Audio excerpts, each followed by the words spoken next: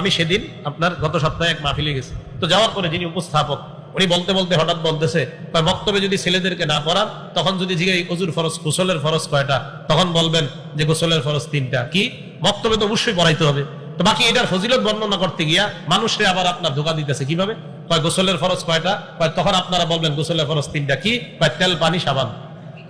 আমি বলতেছে, আমি বললাম আপনি এটা কি বললেন? আমি সাথে সাথে বলছি আপনি অনর্থক কথা কেন বললেন? কোন লোক এই কথা কইছে? মানে মাদ্রাসায় না পড়লে নাকি এইগুলা বলে? মাদ্রাসায় না পড়ে কে এই কথা কইছে যে তোয়াইলা, গামছা, সাবান, ওযুর 3 গোসলের 3 ফরজ আপনি বলেন? তখন আমি তার থেকে শুনলাম এক আলোচক নাকি না মঞ্চে বসে বলছে এই 3 কথা। এক আলোচক মানুষকে খালি হাসায় নাকি এটা বলছে। আমি নাউজুবিল্লাহ, কি বলে? এটা তো অনর্থক কথা। অনর্থক কথা বলা তো জায়েজ নাই, নিষেধ। অনর্থক কথা বলা হারাম, জায়েজ নাই। দলিল সহিহ বুখারী 6473 নম্বর হাদিস, মুগীরা ইবনে শুবার বর্ণনা। কানা রাসূলুল্লাহ সাল্লাল্লাহু আলাইহি ওয়াসাল্লাম ইয়ানহা আন কিলা ওয়া ক্বাল।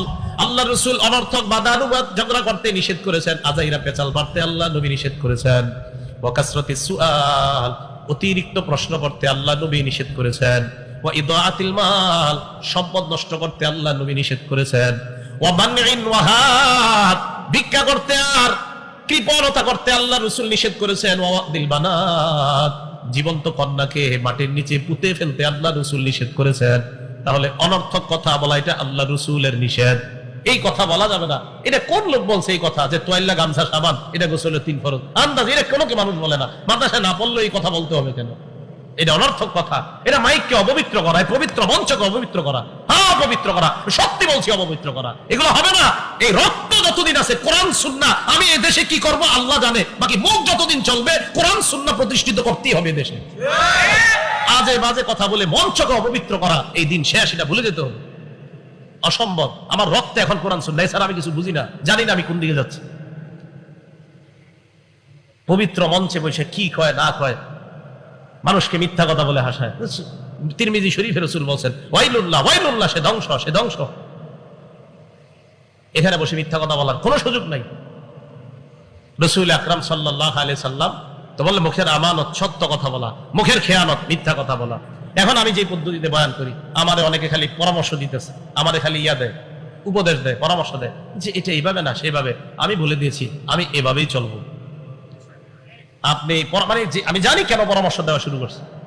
আপনি পরামর্শ এটা দিতে পারেন না, আরো 10 জন এরকম তৈরি করেন, এরে বলেন কোরআন সুন্নাহ বলতে। আমাদের দরকার নেই, আমারে বলারও দরকার নেই। 100 জন তৈরি করে, এটা না বলতেছি, এটা না বললে মাঝে মাঝে একটু ওইগুলা বলা যায় না, বলে যে কোনো একটা বিষয় বলে। আমি বললাম আল্লাহ রাসূলের কথা বলার চেয়ে আপনি উমুকের কথা বলাটা কেন প্রাধান্য দিচ্ছেন আমার কাছে? রাসূল আকরাম সাল্লাল্লাহু আলাইহি ওয়াসাল্লাম বলেন যে হাসির ছলেও কেউ যদি অনর্থক কথা, মিথ্যা বলে 70 বছর জাহান্নামের গভীরে এসে যেতে পারে। তিরমিজি শরীফে 314 নম্বর হাদিসের বর্ণনা। ক্বালা রাসূলুল্লাহ সাল্লাল্লাহু আলাইহি ওয়াসাল্লাম, ইন্নাল আবদা লা তাকাল্লামু বিল কালিমা লা ইয়ারা বিহা বাসা।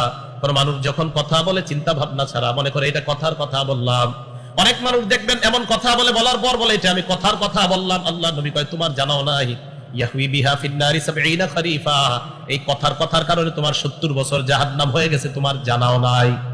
সহিহ বুখারীর বর্ণনা 6474 নম্বর হাদিসের বর্ণনা। সাহল ইবনে সাদ রাদিয়াল্লাহু তাআলা আনহু বলেন, ক্বালা রাসূলুল্লাহ সাল্লাল্লাহু আলাইহি ওয়াসাল্লাম, ইন্নাল আবদা লা ইয়াতাকাল্লামু বিল কালিমাতি মা ইয়াতাবায়্যানু ফিহা।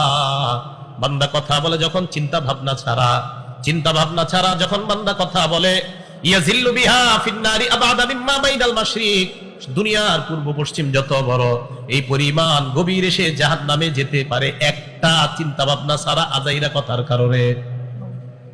আর মনে রাখবেন, কোরআন সুন্নাহ বলা এটাই দেওবন্দের প্রকৃত চেতনা। এই কথা মাথায় রাখবেন, কোরআন সুন্নাহ বলা এটা দেওবন্দের প্রকৃত চেতনা। হ্যাঁ, এটা আমি পুরো প্রমাণ করতে পারবো। দেওবন্দের আলেমদের মূল চেতনা হলো কোরআন সুন্নাহর এত ব্যাপক প্রচার ঘটাও, বেদাত যেন অটোমেটিক এখান থেকে পালায় যায়।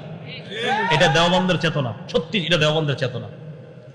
এই চেতনা এখন অন্যরা নিয়ে নিতে চায় না, এটা আমগো না, এটা দেওবন্দের মূল চেতনা। দেওবন্দ ক্বালা রাসূলুল্লাহ সাল্লাল্লাহু আলাইহি ওয়াসাল্লাম, আল্লাহ নবী বলেন, ওয়াইলুল লিল্লাযী ইউহাদ্দিসু বিল হাদিস ফায়াকযিবু লিইউদহিকা বিহিল কওম ফায়াকযিবু। আল্লাহ নবী বলেন, কোন ব্যক্তি যখন মানুষকে হাসানোর জন্য কথা বলে আর কথার মধ্যে যদি মিথ্যা ঢুকায় দেয়, ওয়াইলুল্লাহ, ওয়াইলুল্লাহ, ওই ব্যক্তি ধ্বংস, ওই ব্যক্তি ধ্বংস। বলেন নাউযুবিল্লাহ।